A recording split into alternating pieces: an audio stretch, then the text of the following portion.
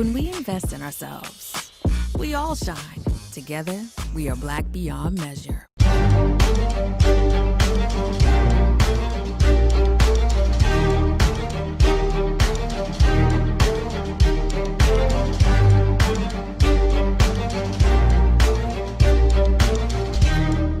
Welcome back to the Black Table. I'm Greg Carr, your host, and this week we will continue in our ongoing dialogue aimed at building community, aimed at helping us better understand the issues that face us in contemporary society and connecting scholarship, connecting thinking work to problem solving as we work collectively. Today, I'm very excited. We're going to have a conversation that really talks about how extreme wealth influences public policy, social policy, and more specifically, how the history of philanthropy in tandem with government over the arc of the last century or so have shaped the way that white supremacy, white nationalism, or white internationalism has maintained itself, often with the help of academics and scholars. All of this, of course, we're doing to examine how to dismantle those systems and create something better, something new, something that will help us in our common humanity. So we're going to ask some questions today. How have scholars contributed to these oppressive systems? How has philanthropy and extreme wealth recruited scholars to help them maintain these systems of oppression? And we're going to do all that and more with Dr. Maribel Morey, who is the director of the Miami Institute for the Social Sciences. She has written a remarkable new book, White Philanthropy. And if you don't have it, you should go get it immediately. White Philanthropy, Carnegie Corporation's An American Dilemma and the Making of a White World Order. She has a PhD from Princeton, a JD from New York University School of Law, started out at Notre Dame, and a lot of other academic credentials. She was, before she started the Institute, a professor at Clemson University. She's worked at a number of schools, including overseas, Stockholm, Sweden. But most importantly, she has marshaled her considerable gifts and talents to independent institution building. We're going to hear about how her journey has led her to where she is right now. Professor Maribel Morey, it's so wonderful to have you here at the table. It's amazing. Thank you, Dr. Carr, for this invitation. No, Greg, please. Otherwise, I'm going to call you Dr. Morey, and then we just No, I'm just saying, look, one of the beautiful things, y'all, is we dropping all pretension. Yeah, no, I like it. You know, well, I mean, you've guided us in that. I mean, so we absolutely want to enter this conversation. I'm going to resist the urge and say at the onset that we want to have you back. We can't wait to have you back because I'm wondering what you think. Being a Notre Dame grad, I don't know if you've seen this new article in the New Yorker about Amy Comey Barrett. I'm like, I want to ask her about that, but I'm going to resist the urge and get right to the business.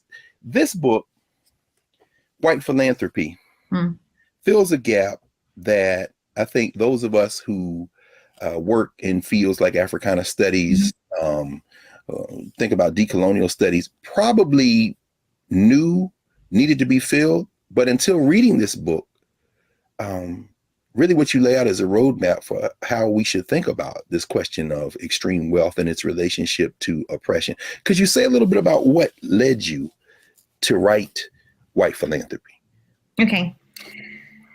So my interest in An American Dilemma goes back to my undergraduate years at Notre Dame. So before I went to NYU and before Princeton, the PhD. And so back in the day, I was trying to make sense of my full identity as a Latina woman.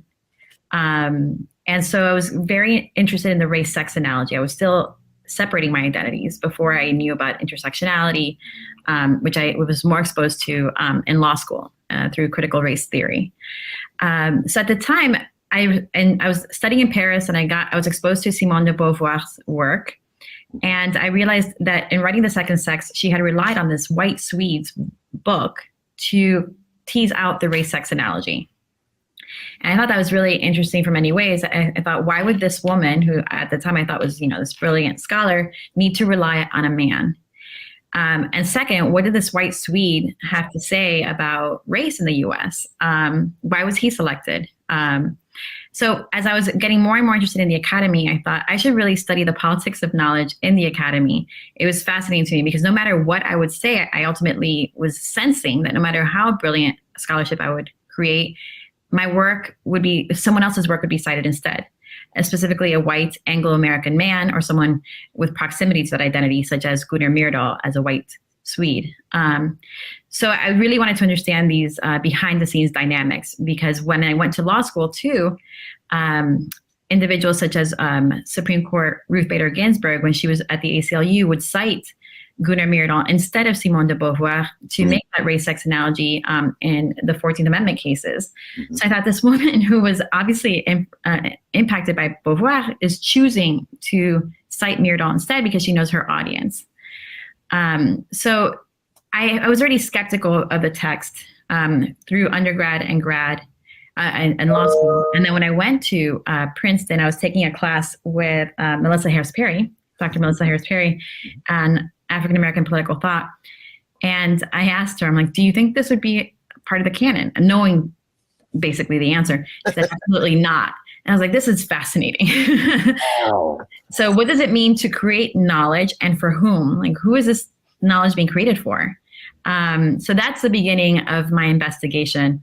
And when I figured out or started learning that it was funded by a foundation, that just took another interest for me, because again, being Cuban, being raised in this Cold War environment, there were only two political economies that were possible in my psyche. It was either profit maximizing capitalism, where you forgave all forms of profit maximizing, or communism. So who were these people, these white Anglo-Americans who were based in New York, who seemed to want to solve social problems, but not enough to be a Che Guevara? They definitely were not Che Guevara.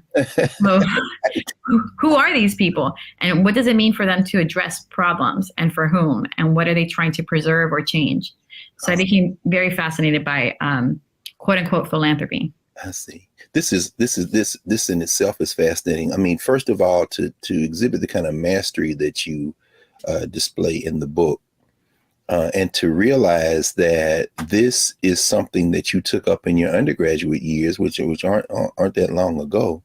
It really shows your commitment to really, and of course, well, there may be somebody who's watching the table right now who might not know the book, An American Dilemma. And I think one of the things that you've talked about, and I've seen even when you've been in conversation across the board, getting beyond our Rolodexes. I love the way you talk about that, looking horizontally and, exploding this whole notion that knowledge should be privileged for just a select few or people in our networks.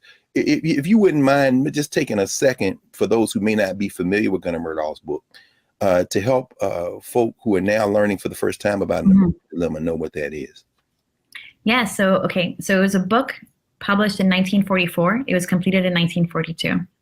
In the late 1930s, Carnegie Corporation of New York, and let me put a parenthesis to that. Carnegie Corporation of New York is a foundation established by steel titan Andrew Carnegie in 1911. And it was started to fund projects in the US, ultimately also Canada and the British colonies. And part of their funding, they fund knowledge production, was a study. This was commissioned by one of its presidents in the 1920s, who wanted a comprehensive study in the social sciences on Black Americans. And Greg, I'm sure we'll talk about the purpose of the study ultimately. But the way the project is remembered, published in 1944, is its association with Brown v. Board of Education, the US Supreme Court decision in 1954 that found state-sanctioned, racially segregated public schools to be unconstitutional, to go against the 14th Amendment of the US Constitution. So from many circles, and we'll talk about like the mainstream white liberal circles in the US, it's remembered as this key study of the civil rights movement. And why? Because in this book, Gunnar Myrdal said, I am presenting you readers, and he really meant white readers, with a long list of anti-Black discriminatory policies and behaviors that you white readers commit repeatedly. Whether it's in institutions or, personal behavior. And it is a tension for you, white reader, to see that you do this because you have this moral compass. And this is what it's called, the moral dilemma. An American dilemma is a moral dilemma in the psyche of white Americans, because he writes, without any quantitative data on this, actually his researchers would argue against that. But it was wartime propaganda that he was presenting during the Second World War in support of white Americans, saying, you actually feel really guilty and bad about this. And therefore, when I show you these behaviors and policies, you're going to want to change it because you're also rational human beings. So unlike Germans and their mistreatment and genocide of Jews, you actually want to be better in your treatment and genocide of Black Americans. Mm-hmm. So he provides a long list, and he ultimately says, like I said, that you can, you want to rectify this problem. Mm-hmm. So that's usually how it's remembered. Well, then that actually is a perfect place for us to take our first break. And when we come back, oh, I can't wait. We're going to walk through the book, because you introduce a constellation of characters. And two things before we take the break. When we come back, we're going to have you help us think about how this American dilemma is really part of a global dilemma that these folk are trying to collude to solve, and how these other academics and scholars, folk that you walk in the footsteps of, are standing there doing their own insurgent work, but some of them get pulled in, some of them in the periphery. I mean, everyone is in this text. So we're going to take a break.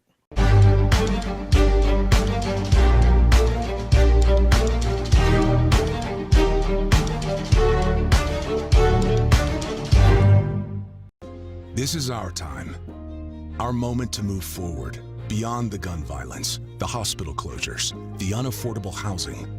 Brian Kemp's Georgia for the wealthiest few.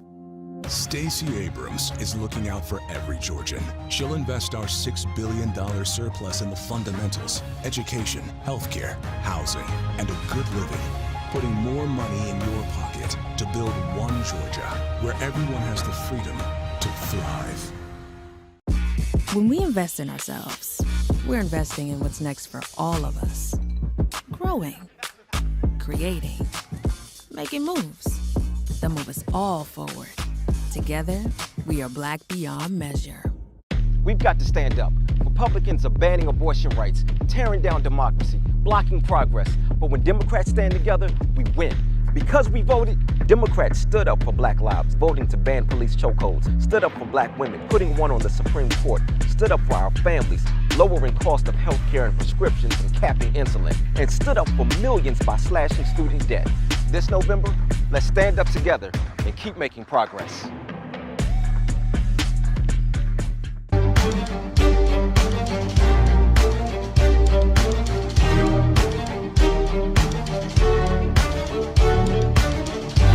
Welcome back to the Black Table. I'm Greg Carr, joined today by Maribel Morey, the founding executive director of the Miami Institute for the Social Sciences. And we're talking about white philanthropy, her recent book, University of North Carolina Press. I always want to put Duke and North Carolina in the same press, but that's not the case. And we're talking about the book, and we're talking about the implications of her work as it relates to our contemporary landscape of academic problem solving. Maribel, I want to jump right in. As I said before, you've got this astonishing range of characters, and as you dedicate the book to W.E.B. Du Bois, and are very careful as an African-American intellectual historian to thread the narrative of these Black scholars throughout the text. But having done that, you open chapter 1 with Andrew Carnegie, who's at all this money and is going to influence all of these people up to it, I guess, and including today. Could you talk a little bit about the significance of Carnegie, and then cats like Thomas Jesse Jones, who I always construct in my mind as a villain? I mean, and all these. Could you talk about these early philanthropists and how they're really hell bent on trying to direct the shape and future of how Black people are going to move in the world? Mm-hmm. First of all, I love that we can talk about Thomas Jesse Jones for a while, right? Yes. Carter Woodson was very big. I have an article coming out explaining how W.B. Du Bois was an early critic of philanthropy. He was so on top of all directions. And Woodson too, specifically in the Encyclopedia Project, and also Black education. And he was on to Thomas Jesse Jones's funding patterns and impact. Okay, so the book, this White Philanthropy book, traces the intellectual history of an American dilemma. So in that context, it really shows how this president who commissioned the work, what he was trying to do with this project in the US. And to do that, we go back in time, right, to earlier projects that he financed in British Africa in the 1920s and 30s. That said, I didn't want to present it as if this president, Frederick P. Keppel, came in with a blank slate into an organization with no vision and just plopped in, right? So he's working within an institutional context. So what is that institutional context? And Keppel is president of the Carnegie. That's correct. Thank you. Yeah. So Keppel is president of Carnegie Corporation of New York, founded by Andrew Carnegie in 1911. So, and Keppel becomes president in the 1920s and leaves in the early 1940s. So, and he soon passes away. So he passes away before An American Dilemma is published, actually. Moving back. So what organization did he inherit? What was he coming into? As we know right now with, let's just say in the academy, if we talk about the Harvard letter, right? We know that institutions have their context. So even if you have your own model, vision of what you might do in your scholarship, you're coming into an institution that already has patterns of behavior. Yes. Like Carnegie Corporation, what are those patterns of behavior? So Andrew Carnegie passes away in 1919.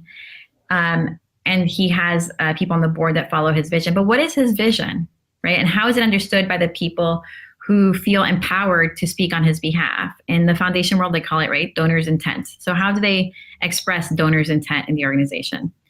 So James Bertram was his personal secretary who would field letters asking Carnegie for money before Andrew Carnegie established Carnegie Corporation, which ultimately moved his private philanthropy office into a more institutional setting of board of directors and staff.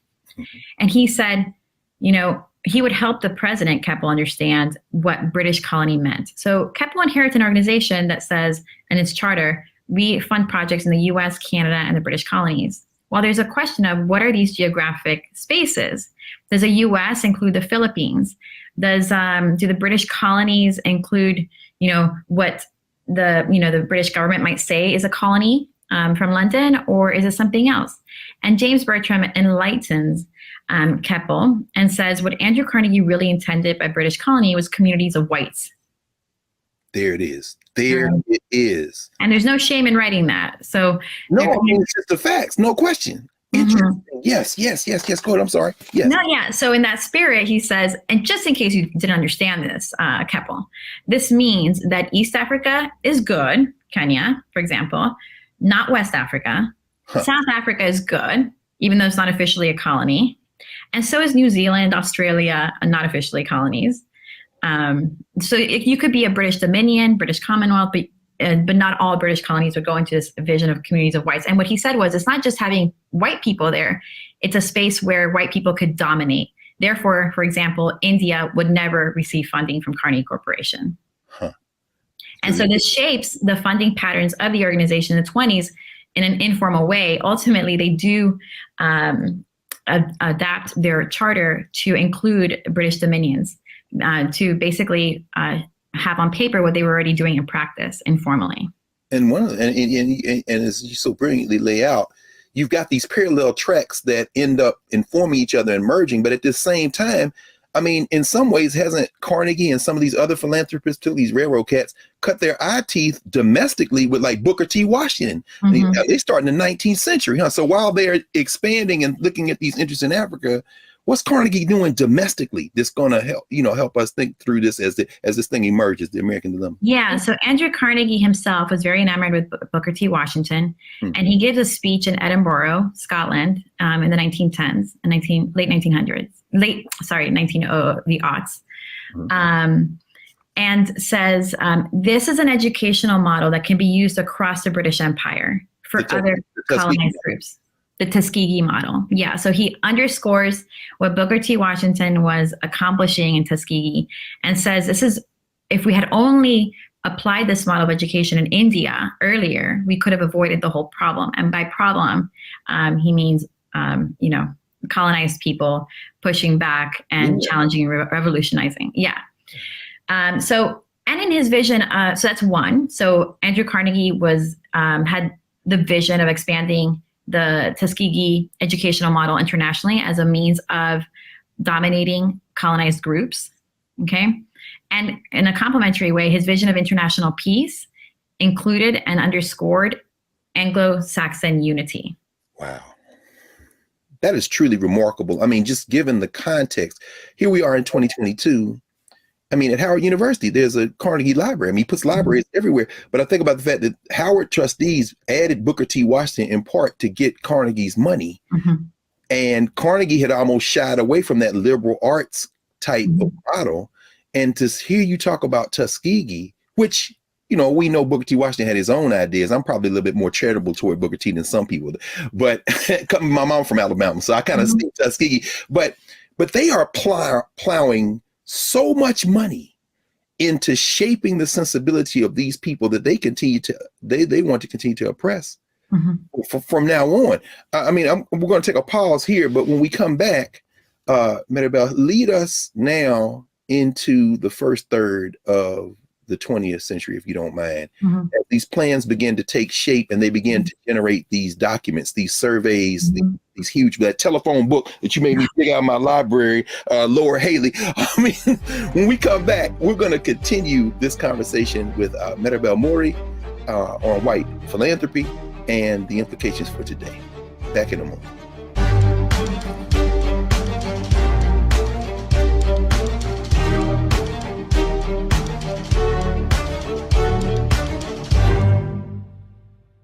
We've got to stand up.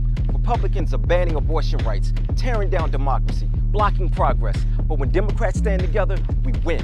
Because we voted, Democrats stood up for Black lives, voting to ban police chokeholds, stood up for Black women, putting one on the Supreme Court, stood up for our families, lowering cost of health care and prescriptions and capping insulin, and stood up for millions by slashing student debt. This November, let's stand up together and keep making progress. When we invest in ourselves, we're investing in what's next for all of us. Growing, creating, making moves that move us all forward. Together, we are Black beyond measure.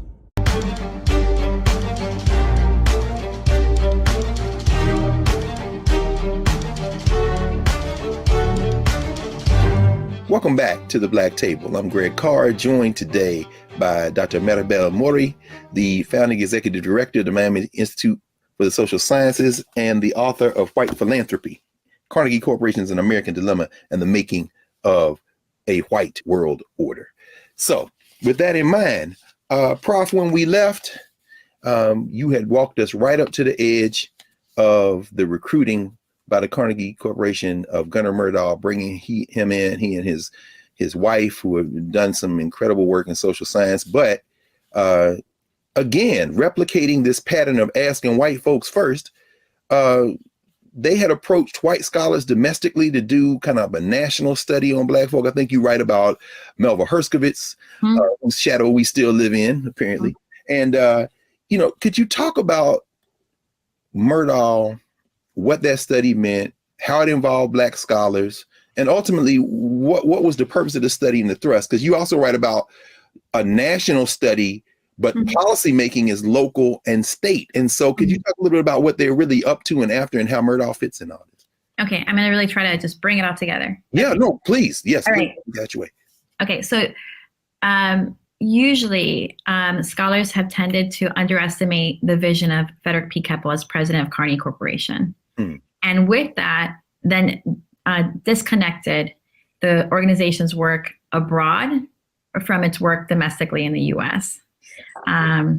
So what I've done in this research is really just getting bored over a decade in the archives. And I went through Keppel's uncatalogued boxes. Like I know about his children, his Christmas cards, blah, blah, blah. I got into his— Can I just footnote this for everybody? Scholars who work like this, but what you did, when you detailed your research methodology, this took a decade, right? Thousands of pages of work, unprocessed collections.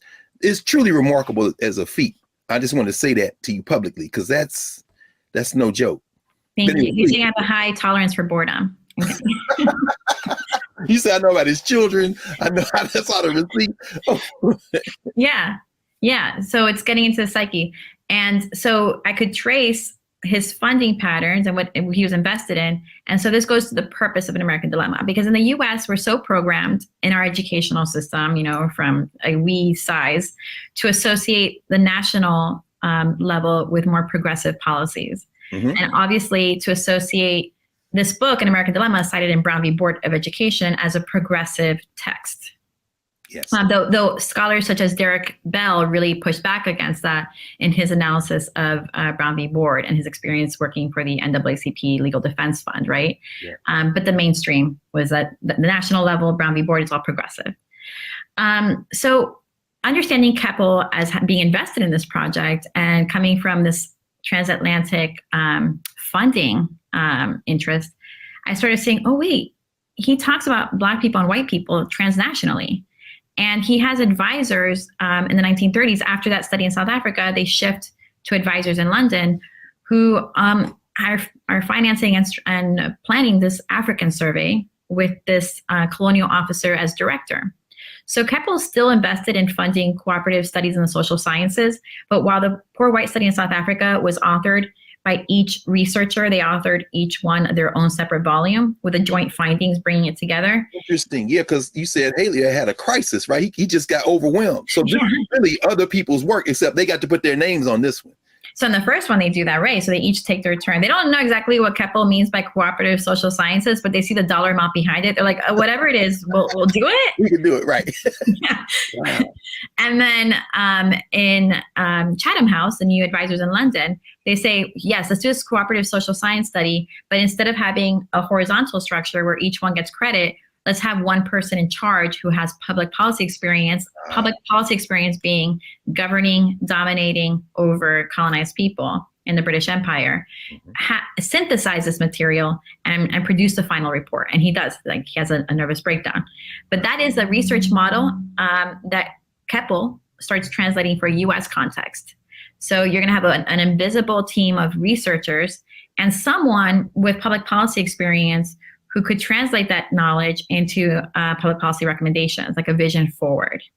And also the intent of the project. So an African survey's intent, while the problem in South Africa was quote unquote white poverty, the problem that the Chatham House advisors perceived was that all these different imperial powers in Africa were addressing issues on the continent differently. And if you were not in sync as white people, you would lose control. That was the vision. So let's bring us all together, white people, and get control over this continent, or what happened or is happening in India will happen here. Mm-hmm. Mm-hmm. And so having a cross-imperial exchange of knowledge in order to help solidify white domination on the continent.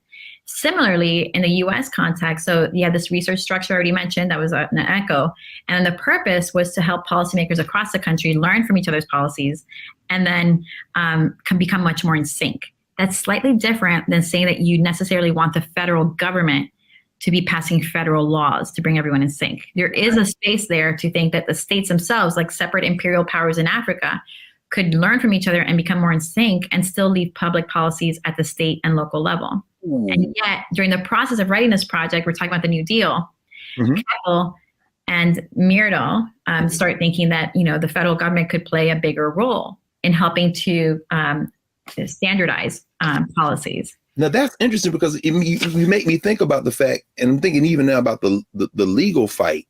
Who was it? The Marigold report, when the NAACP, when the Legal Defense Fund began in the 30s to look at attacking segregation, and that too was funded. I forget the name of the corporation, but Charles Hamilton Houston, those guys, as Ralph Bunche writes at some point, I think it's Journal of Negro Education, says, the Negro is a special ward of the Supreme Court. So the Black scholars are already thinking national, trying to subvert this apartheid in the United States. But you're saying that these foundations and these white scholars had to construct some kind of national consensus or build some momentum, because that's not how this was playing out in the US, as distinct from what was going on in it. That's right. Nobody asked for this study in the US. So while nobody asked, okay, yes. Nobody asked for it. And that was Keppel's anxiety. So people asked for it in South Africa, right? South African advisors. In Chatham House in London, they asked for it. When he's thinking of transferring this project to the US, nobody's asked for it. And he knows that any national study would be controversial in the US. Okay. So he very much does not have a hosting institution like he did for the 2 prior studies. He becomes the overseer of this study. He rents offices for Myrdal down the street. He gets feedback, updates from Myrdal very routinely, several times a month, and then becomes much more hands-on during the writing stage, giving feedback on what would be productive. For example, he was very anxious that Myrdal was not taking too seriously or as seriously as he wanted the white Southern perspective, because for Keppel, white Southerners were crucial if you wanted to have a national approach, and that was like the national approach to Black Americans. So a white Southerners like the Afrikaners of the United States or something? Mm-hmm. Mm-hmm. Wow. Yeah, I mean, your connections, my good. So okay, so how does Myrdal, because he's coming, the Myrdals are coming obviously from out of the country. How do they recruit these Black scholars who end up working with them? Because they don't get credit. Right. I mean, how does that, Myrdal approaches them? Is he given a list? How's he, for people to understand how this happened? Because a lot of American Dilemma, that scholarship isn't Myrdal's original scholarship, right? I mean, the way you talk about it. Yeah, so the SSRC helps. Keppel was long inspired by the SSRC, even from the start when he helped finance a project in South Africa. And that's another one of those foundations, the SSRC? Social Science Research Council is a recipient of funding. Oh, I see. And they're still around. Yeah. Okay. Mm-hmm. Okay. So they help this vision of collaborative research projects, bringing researchers across the disciplines and the social sciences together outside of, from different universities. And Keppel really does not have a hosting institution. So he's reaching out to the SSRC for help in bringing this together, something that he's doing very much in-house. And this is Donald Young specifically at the SSRC, the sociologist who helps recruit scholars. So Ralph Bunche is coming back, for example, from a research sabbatical financed by the SSRC. And Young is like, oh, you need to come and do this project. This shows you, if you see the dynamics between the SSRC, Carnegie Corporation, and Black scholars, power, right? Power is central here because... Yes. Yeah. I mean, if you have one string is the power of Carnegie Corporation to solicit the help of SSRC. Mm-hmm. SSRC is a recipient of funding of, the Carnegie and Rockefeller groups. So how much wiggle room do you have to say no? Right. Keppel asked Young to write a report saying, if you had a European, statesman in charge of this project, how do you see it going about? And Young writes a report, like a memo, and Keppel uses it to convince his board. But Young never explicitly said, this is what we would want. But the power of the organization to get this information from someone like Young, with the promise of, the amorphous promise of funding. And similarly, Myrdal was able to recruit unpublished works by Black scholars simply with the Carnegie name behind him. My God.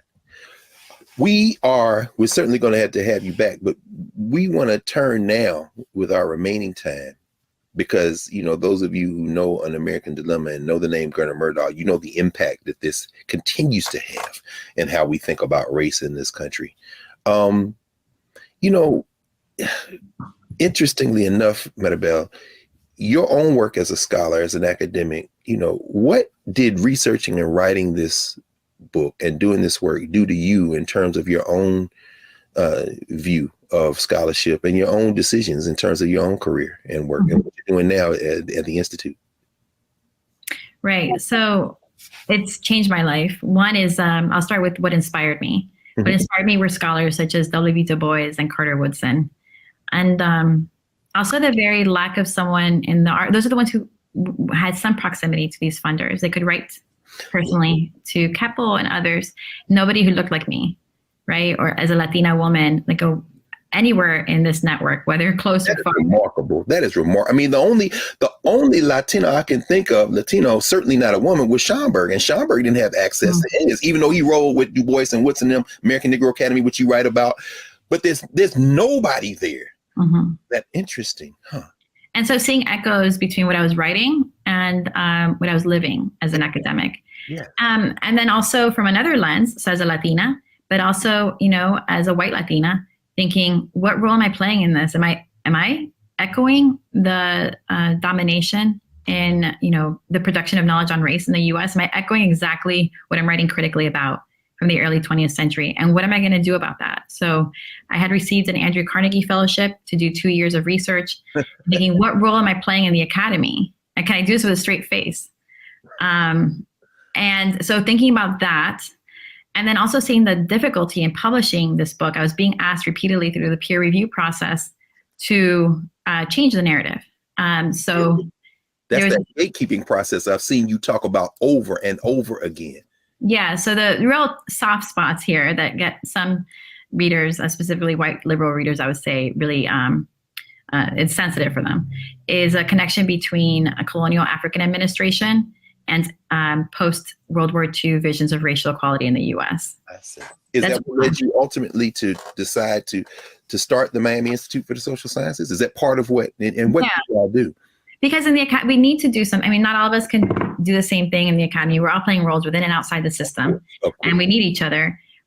The vision is to create a space. We are creating a space for critical engagement with the research questions that are being asked, the problems that are being perceived, how data is being collected, and also to see each other and to meet each other across the global South and North. Because we are incentivized so much to just write in dialogue with a few scholars in elite institutions in the US. And we know from, for example, recently the Harvard letter, what dominating role some of these scholars play in the academy, to the point where people might feel silenced from saying anything, whether it's about their personal lives or, how they're being treated, to their scholarship, to the research questions they're asking, to how they're being published, whether they're getting tenure. So what is knowledge for and for whom? Mm-hmm. And it can't just be for the elite to better dominate all of us across the world. No question. Well, I mean, that's certainly the reason we wanted to invite you here and to this audience, which continues to expand. I understand what you said about, being a white Latina. At the same time, we know that race is a fluid, and because I would never even have thought that. So I know it's different places in the hemisphere in the world. But as you're building the Miami Institute for the Social Sciences, and those you want to know more, go to miamisocialsciences.org, please. This notion of getting beyond these straitjackets, these boundaries, and what you've given us in terms of a record of how extreme wealth has been used to preserve inequality, and maybe even some roadmaps to how we can either reverse engineer it or jailbreak it altogether. I mean, we're really grateful, and I hope you'll come back because we have everything else to talk about. So I would love to. It'd be an honor. Thank you. This is our time, our moment to move forward beyond the gun violence, the hospital closures, the unaffordable housing. Brian Kemp's Georgia for the wealthiest few. Stacey Abrams is looking out for every Georgian. She'll invest our $6 billion surplus in the fundamentals: education, healthcare, housing, and a good living. Putting more money in your pocket to build one Georgia where everyone has the freedom to thrive. When we invest in ourselves, our glow, our vision, our vibe, we all shine. Together, we are Black beyond measure. We've got to stand up. Republicans are banning abortion rights, tearing down democracy, blocking progress. But when Democrats stand together, we win. Because we voted, Democrats stood up for Black lives, voting to ban police chokeholds, stood up for Black women, putting one on the Supreme Court, stood up for our families, lowering cost of health care and prescriptions and capping insulin, and stood up for millions by slashing student debt. This November, let's stand up together and keep making progress.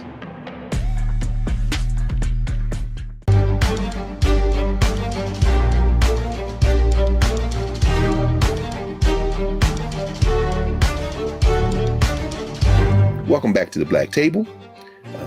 Greg Carr, Maribel Morey, and we're talking about white philanthropy, and we're talking now about the first third of the 20th century with Maribel. Professor Morey, pick up where you left off. So Carnegie has begun. I think he actually generated a report in the 20s, right? I mean, he has a text that his name is attached to, but we're going to see the blueprint in part for an American dilemma be generated there in the 1920s. Could you talk a little bit about this other cat that emerges, Malcolm X? And I know there's everybody else to talk about, so take it however way you want to. Okay, so Andrew Carnegie passes away. James Bertram is his personal secretary with lifetime appointments on the board. And there are two other personal secretaries who have lifetime appointment on the board, who all pass away around the same time in the 30s. Okay, so here we have Frederick P. Keppel as president of Carnegie Corporation in the 1920s. When he comes on board, a lot of the funding for projects in the U.S. had already been committed by the prior president. You know, before leaving, he's like, bum, bum, bum, bum, bum, bum, bum. Here are grants. Good luck, next president. You have nothing to be able, you can't do much here. Wow. And so Keppel started finding some interest in the smaller, they call it the special funds for projects in Canada and the British colonies. And that's when he's getting advice from one of these personal secretaries on what Carnegie had meant by British colony. And again, he meant, according to the secretary, communities of whites. So assuming that Keppel is in an organization that is not only geographically limited psychologically to spaces where white Anglo-Americans dominate, but also an organization that is privileging the interests of those individuals, of those white Anglo-Americans. So that's when he starts thinking, okay, well, I'm within this framework. What can I do? What do I want to do? And one of the first steps is to do an exploratory trip through British Africa to the spaces that Bertram said were okay to fund. And the first study that he finances is in South Africa, in dialogue with local advisors, again, white local advisors, Afrikaners and British settlers, who found problematic the issue of quote unquote white poverty. Now, why was it a social problem for them? It was a social problem because poverty amongst white people would challenge, from their perspective, white superiority and Black subordination. Mm-hmm. Because the idea was that white people had to be politically and economically dominating in the area for there to be peace. And for folk who might not know, when we think about South Africa and say white, that label doesn't tell you everything you need to know. You just mentioned two distinct groups, the British and the Afrikaners. Could you say a little bit more about that? Because is poverty situated among the whites in one as opposed to the other? Or is it across the board? Right. And that's a really important point because whiteness is being created here. So within these communities, the British settlers would not view Afrikaners as equally white. So how to create a common racialized identity that could be used to weaponize themselves, right? So that was part of the project, to bring British settlers and Afrikaners in a common white identity. So in the book, in the Poor White Study, the researchers explain that anything that you associate with Afrikaners of inferiority, like lower IQs or poverty, that's all environmentally created. But they could, and they were capable of achieving the same white European standards, quote unquote, as British settlers. This sounds strangely familiar to the United States. Oh, they're going to load this off on Afrikaners. Okay, so go ahead. So now the study, they did an undertaking. Yeah, Keppel was very proud of this study. So because if you think about it, and you can almost see echoes today, it's saying, okay, we are funding a project that's going to inform public policy. It achieves this impact. And the goal is ultimately to maintain international peace and order. But why was there a threat to international peace and order? Because if, South Africans, Black South Africans actually achieved more political and economic strength, it was assumed by this community of white people, of, increasingly uniting white people identities, that they would react violently. Mm-hmm. They themselves would react violently to that increased political and economic power amongst the Black diaspora. Was there any Black pushback? Was any South African pushback, any Black pushback to this work? Because as you said, they didn't consult any Black folk. And one of the things that you also bring out in terms of the investment of and the support of government in this is very important, because then when you get to the American Dilemma, you talk about how they had to cultivate kind of cooperation with the U.S. government and other powers. But did anybody Black push back against this as these reports are being generated? Honestly, that's something for other researchers to amplify. What I saw was Du Bois requesting the study. He knew about it. Interesting. Yeah, so Du Bois was very on top of Carnegie funding in Africa in the 1920s and 30s. He's like, "Can you send me a copy? I just want to read it." You know? Well, that's interesting because you pursue that line too, and I think that very much has to do even informing your work right now and coalition building and kind of transnational coalitions. You know, you talk about Du Bois and the Pan-African Congresses. Mm-hmm. We're certainly in between World War I and World War II. You have the anti-colonial movements, but Du Bois isn't just concerned about the affairs of Black folk in the United States. Well, I guess neither is Booker T. Washington. I mean, could you talk about how perhaps Black internationalism, which isn't really fully developed at this point, but how they might look at that as a threat to their plans? No, they knew. I mean, so W.B. Du Bois knows that Carnegie Corporation is privileging the interests of white people across the Atlantic to the point where he tests the boundaries. He's like, I'm going to make them say it to me. So he says, I know your fellowship program. He's talking to another colleague in letters and says, I know this fellowship program is only bringing back and forth white scholars. The Carnegie Corporation has like a fellows program between South Africa and the US. So he writes to Keppel and says, I would like to go. I want to go to South Africa. And Keppel doesn't know how to tell him no, because a lot of these actors in philanthropy very much admire his brilliance. Interesting. But also are scared of him, of his intelligence and his ability to, bring people together. So Keppel ultimately says, I have relied on my advisors in South Africa, note white advisors, and they think it would be an issue, problematic for you to go. So I can't. So that's one where they see the power of these organizations in creating opportunities for scholars and leaving out others. And also the amount of money, the wealth. So when we're talking about big stakes, when Du Bois is thinking about an Encyclopedia Africana in the 1930s, and he's willing to compromise. He's compromising and working alongside the Philip Stokes Fund, the same organization that has Thomas Jesse Jones. Yes. And could you say something? I mean, because it's interesting because we are talking about the Depression. And you write about how Rosenwald, for example, loses his, and as somebody whose mama went to a Rosenwald school, we know the impact of Rosenwald in tandem with Booker T. Washington building those schools in the South. But Rosenwald's money's gone. I mean, could you talk about how these foundations are actually working with each other? And that encyclopedia, the Negro example, and I think it's chapter 7, you really do a deeper dive into those politics. You say something about how they really are working with each other, these companies or these corporations, these philanthropic organizations. Yeah, so Thomas Jesse Jones started out working for the federal government. And I'll say who he is. He becomes this white expert, quote unquote. And a lot of what I say is in quotation marks, but the white expert on Black education. That's who he becomes for this network of individuals in philanthropy. Okay, so in the 1910s, he writes this book. Yeah? No. I'm just thinking about that. That too has a contemporary, these white experts on Black education that have a lot of money from foundations. Anyway, please continue. I'm not going to name any names. Go ahead. No, but that's part of my, if you're gonna, like, just as a side note, that's part of my early midlife crisis in writing this book. Oh, we're gonna look. Hey, y'all. When we get this, this is a build up to the work that's going on now. So pay very close attention, because I think Professor Morey is going to recruit us into some work before this is all over. Go ahead. No, go ahead. Please continue. I'm sorry. Yeah. So, so Thomas Jesse Jones publishes this report. He works in the federal government at the time. The Phelps Stokes Fund, backing up, had asked Booker T. Washington what kind of study would be useful right now. And Booker T. Washington, said a survey of Black schools. And he recommends Robert Park to write the survey. He's aware that these funders want a white guy. So he recommends Park.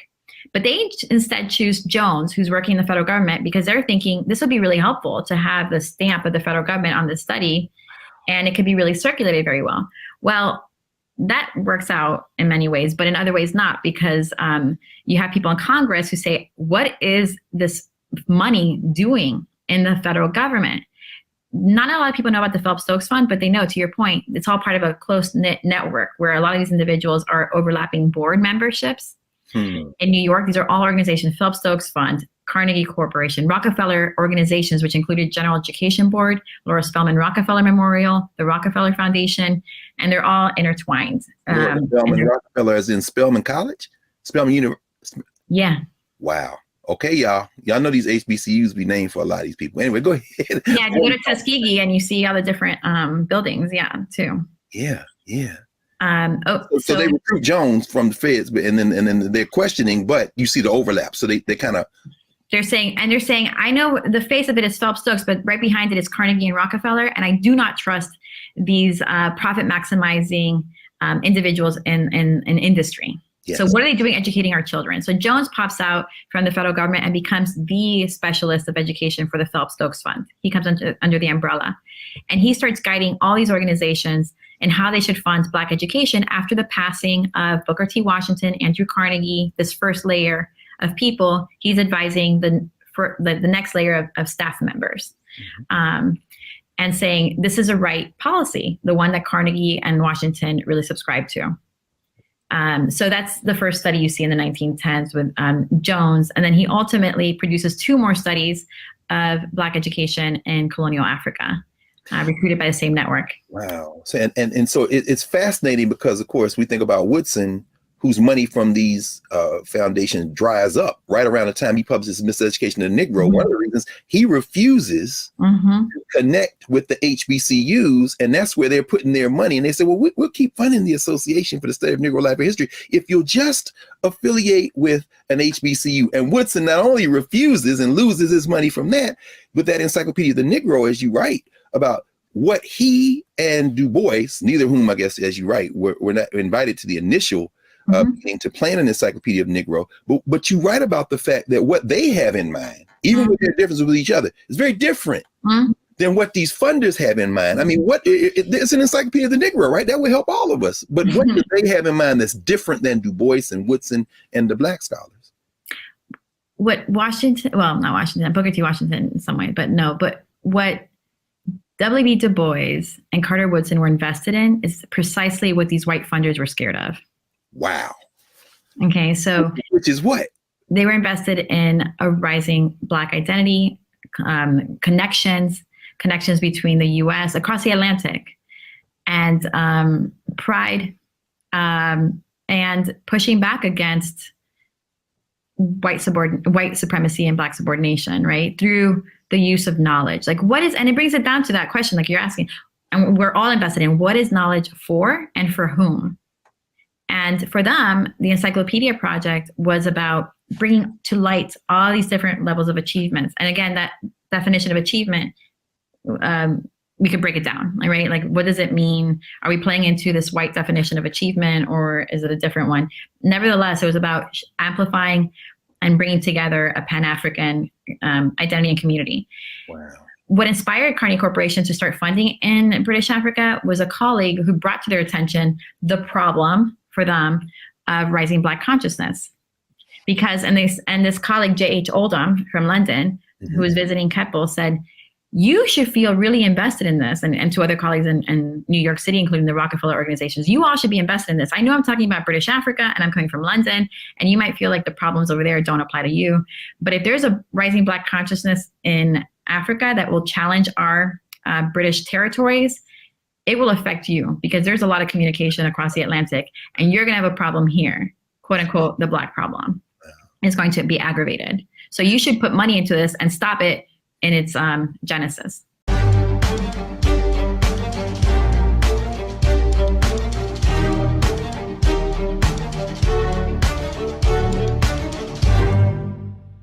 When we invest in ourselves, we all shine. Together, we are Black beyond measure.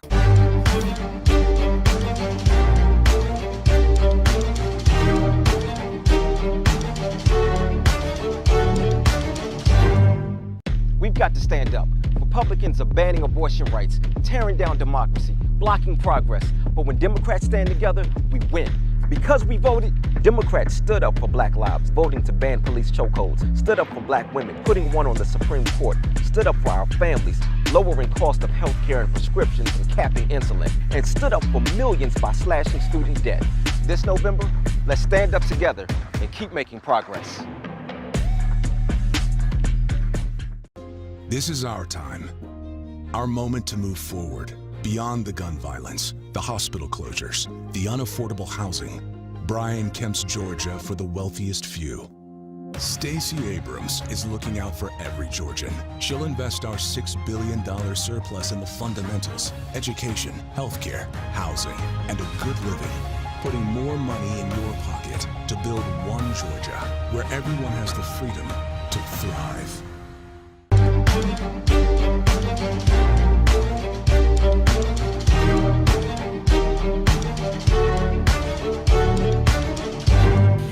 Welcome back to the Black Table. We've had a provocative conversation, one that has been extremely informative with Professor Maribel Morey. And once again, we've come to the moment when we clear the table and reset it for next time. We'll close today with the words of Ayikwe Armah, the Ghanaian writer, translator, social change agent, living currently in Senegal, and his 2006 book, The Eloquence of the Scribes, when thinking about intellectual work. And we do this with what we've heard and learned from Professor Morey today in mind. Ayikwe Armah says that his work as an intellectual is dedicated to changing the world that we live in, to standing against depression, to standing against inequality. And he says on the last page of chapter 25 of his book, The Eloquence of the Scribes, that day, that transforming day, will not come in my lifetime. There's nothing sad in knowing that. What matters is that I am doing what I can to bring it closer. And sometimes I meet people on the same search. So that's what we're doing at the Black Table. We're meeting people on the same search. We met one today. We'll meet one every week, one or more. And so make sure you tune in.